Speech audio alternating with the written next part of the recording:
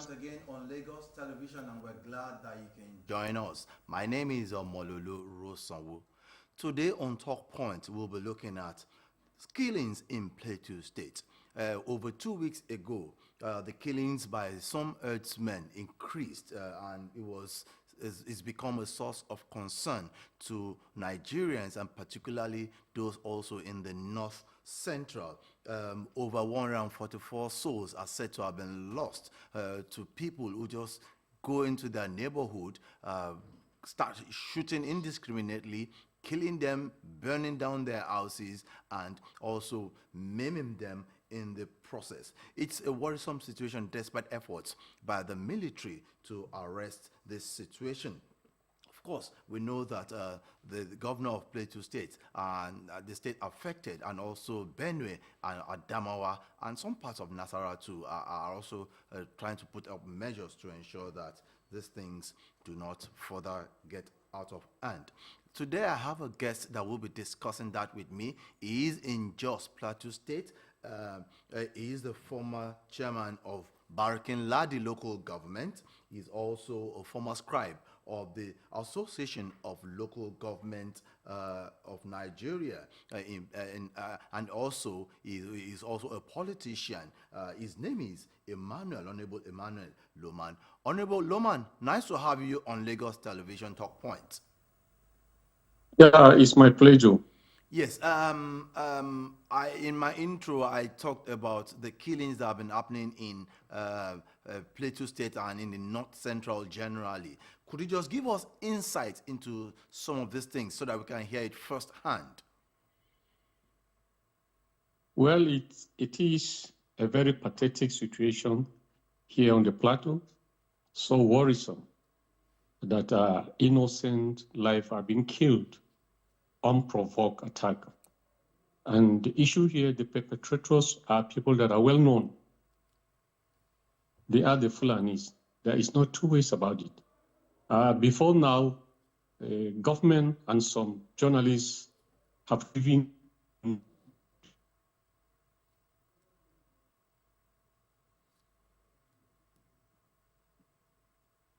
Can you hear me, Mr. Honorable Loman? Can you hear me? This is purely an attack on innocent people.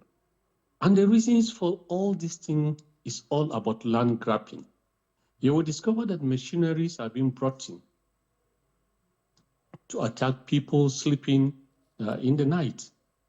It's not a situation whereby somebody would talk about a revenge kind of a thing.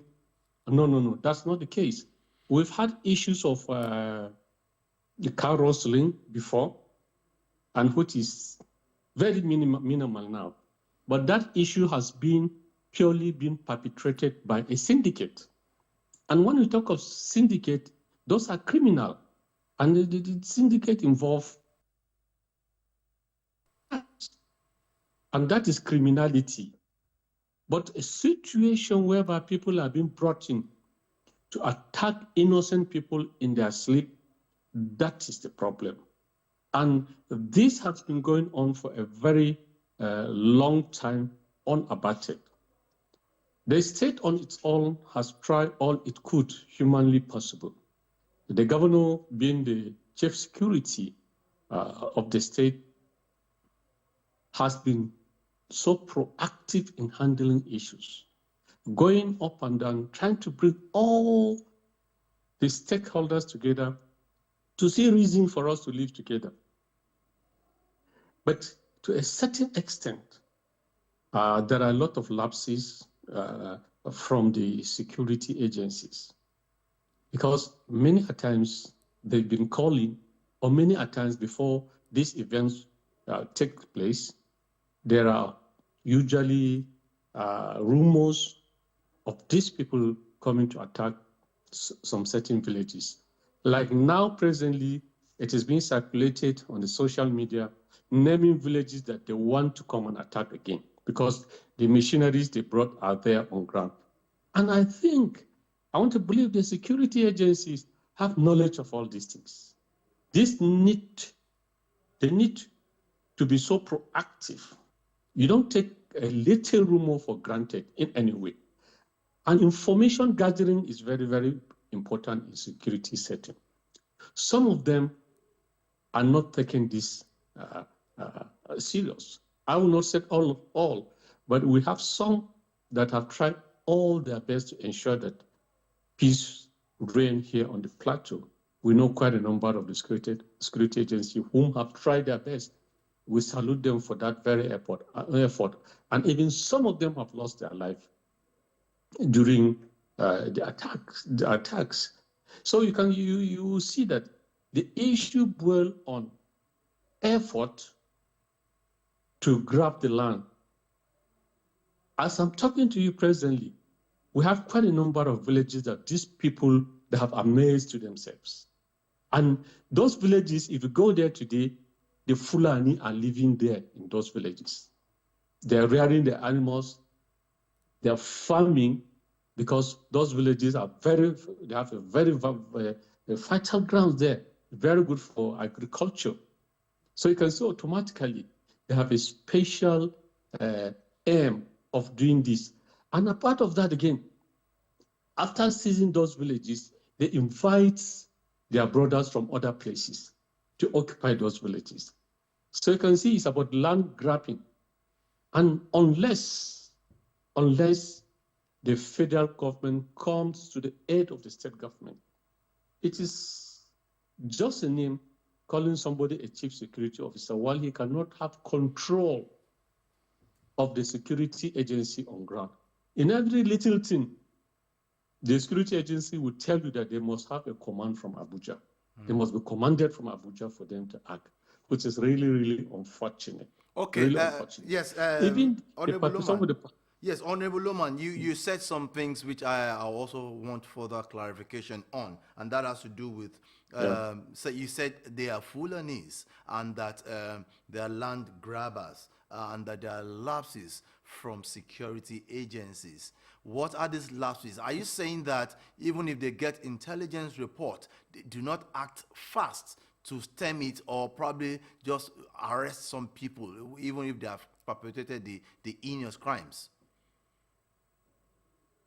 Yeah, what I mean by lapses here, security is all about information gathering. Once you have a proper information, you know where to act. And I've already told you that before the attack, there are always rumors on ground that so place will be attacked. And most of the information have been passed to the security agency. For them to act proactively, that has been the problem. Until when it happens, you see them coming, when the evil act has been done already. Honorable Loman, and the issue of land grabbing, I just need to ask you this. Could distance be a barrier to whatever they are doing? Are they using air strikes or aerial surveillance to probably catch these people? I'm explaining. The point here is that I will not in totality blame them. We also have our topography here is a very rough one.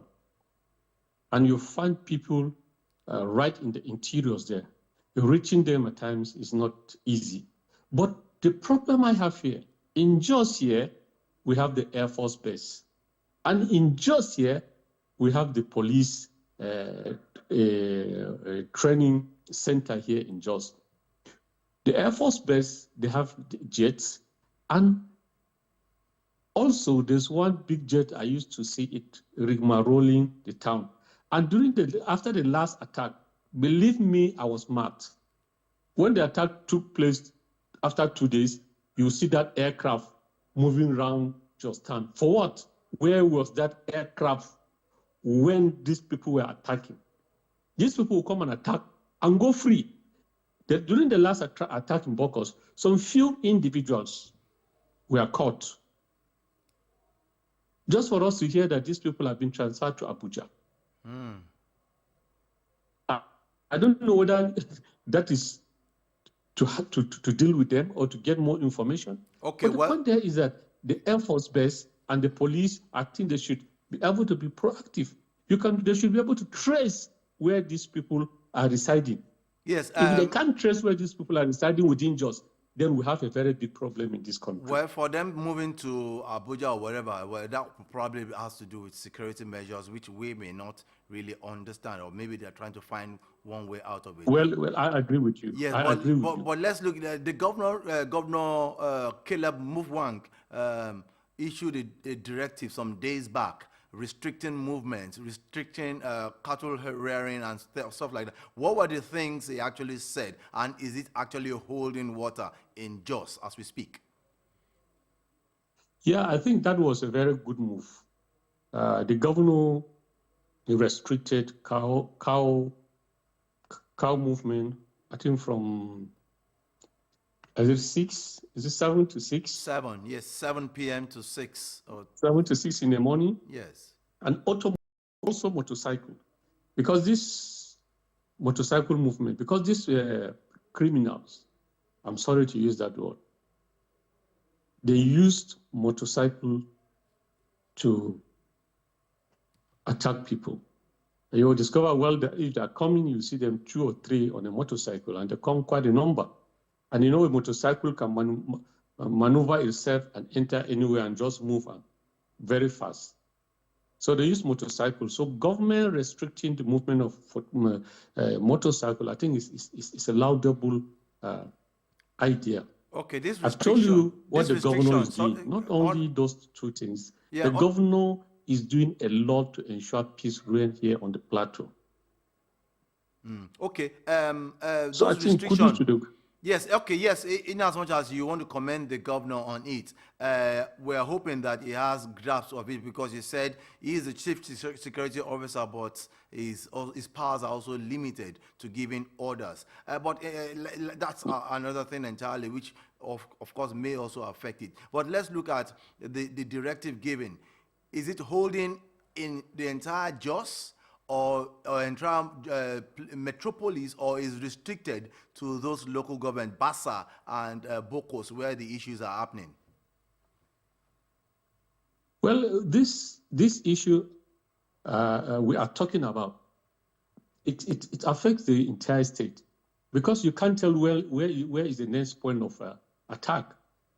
The next point of attack, and it has gone around virtually the entire state.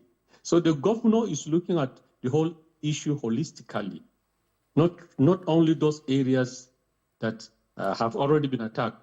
It is being said prevention is better than cure. So he is focusing towards that, which I look at it as something very good. Okay. You see, the point here is that it's not only here on the plateau. If you don't call a spade, I'm telling you, we will be deceiving ourselves in this country. Who are those causing problem in this country? To what extent can they go? What are their capability, or what are their stake? What do they want to achieve? So I think the federal government must make a step forward in ensuring that people are being brought to book. When people are being brought to book, it will serve as a deterrent to order. Okay, this takes... Regardless of your position, if you are supporting all these evil things, the federal government has the mind to deal with you. Yes. Unless the federal government did not want it. Okay, yeah. If not, so we will be deceiving ourselves in this country. Yes, not central. And I know the President Tinubu have the capacity to do that. When he came back from his journey, I learned that he has called a series of meetings, which I want to salute him for that effort. But let's see the action that he will take. Okay. I know when he gives a proper commandment, yes, the security agency will act. I know that. Yes. These attacks are restricted to North Central, particularly Plateau, Benue, Adamawa, in some parts of Adamawa, and some parts of Nasarawa. Now, and some governors have also visited these governors to empathize and to commiserate with them. Are there likely support coming from them too, so that things can further get better?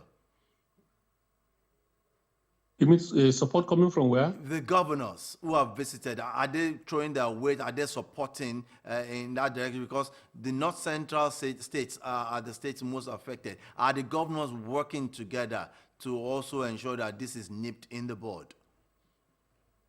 I want to believe that the governors are sharing ideas. They are working together.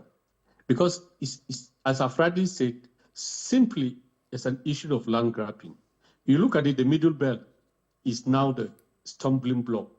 The moment they get the middle belt, I think virtually they have conquered Nigeria. Because we saw a group representing the Fulani on the social media, which they gave condition for peace for peace to reign on the plateau. Can you just imagine that? Can you just imagine that?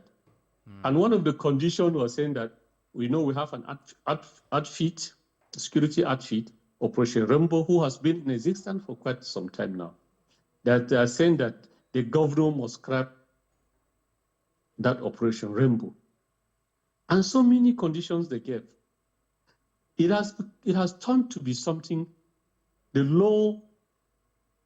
lawlessness in this country has reached a certain peak whereby below the fucking civilians.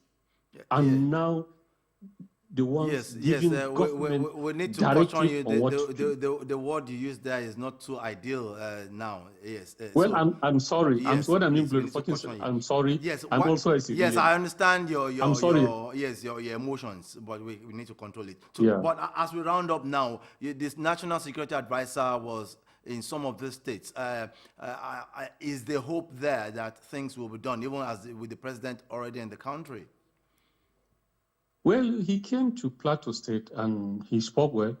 He gave us the assurance, and the national security advisor is somebody that I know very well. In fact, let me tell you the truth, Jos is just like his home. He has been here in Jos, even when he was in NIPS. I know him very well. I know him somebody that is not sentimental in dealing with issues, and I know him somebody that's vast in security matters. And certainly, and I believe he will do something. He will be able to give the president a laudable advices that will enhance that peace reign on the plateau and also in Nigeria. Okay, yes. Before I let you go now, what advice do you have for security operatives? Because they are also key to this, and even the communities, because some of them may be seeing these people coming around in the communities and not saying anything to security agencies out of fear. What advice are you giving them now? Well, I want to certainly to thank those security agencies that has been proactive, but some of them, believe me, like they are here to represent their bosses. You remember during the Buhari regime, whereby some Boko Haram members were being pardoned, and some of them, as it has been alleged, were being recruited into either the Nigeria army or the police. You see, at times it's an improper act because one cannot vow for them in totality that they are repentance. Because what we are seeing on ground, it's purely an act of terrorism. So for those security agencies that have been proactive, we appreciate them on a very serious note. And to the people, you see, the point here that we have to be proactive in reporting any little movement in our domains. Because at times you look at it, I have to be sincere, the security agency are no magicians. They also need information, though some of them got the information and they don't use all this information. Okay. So our people will not rely, will continue giving information to the security agency. Thank you so much, Honorable Emmanuel Loman, a former chairman of Barken Ladi local government area of Jos in Plateau State, and also a former scribe of the Association of Local Government Employers of Nigeria, Algon. I want to thank you so much for being part of Talk Point, all the way from Plateau, Jos in Plateau State. Thank you for joining us on Talk Point to give issues on what has been happening over there. We appreciate you so much. Thank you. Yes, on Thank that. God bless you. Yes, thank you. Have a nice day. Yes, we hope that we'll still have time to Bye. call you around to further discuss more when issues. Yeah, well, you're always welcome. Thank you Always so much. welcome. On that note, we have Thank come you. to the end of Talk Point. 767 and 112 are still the lines to always call in times of emergency. Stay out of trouble. Always, when you see something, always say something so that more security, more safety can also be provided by our security operatives across the Federation. It is well with us. Let's all do what is right so that Nigeria and indeed everybody will have peace. I am Omololu Rosanwo, signing out.